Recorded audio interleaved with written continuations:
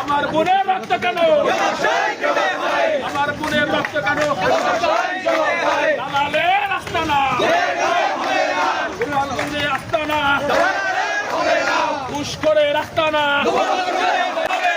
এই মাটিতে হবে না, দালালিয়ার করিস না, থাকবে না,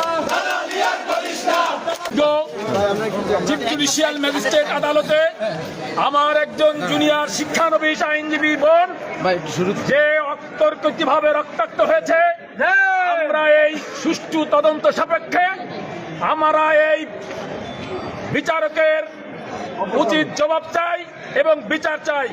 প্রিয় আইনজীবী ভাই ও বন্ধুরা, গোপালগঞ্জের মাটি পুত পবিত্র, এখানে যারা ন্যায় বিচারক রয়েছে আমাদের তাদের প্রতি শ্রদ্ধা সম্মান রয়েছে।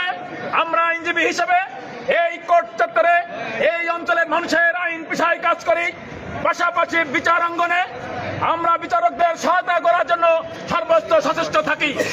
কিন্তু গতকালকে আমরা দেখতে পেরেছি একটি কুচক্রী মহল এই বিচারাঙ্গনকে কুলসিত করার জন্য গতকালকে ওপেন ইজলাসে একটি হোয়াইট পেপার দিয়ে আমার এক শিক্ষানবিশ বোনকে আহত করেছেন।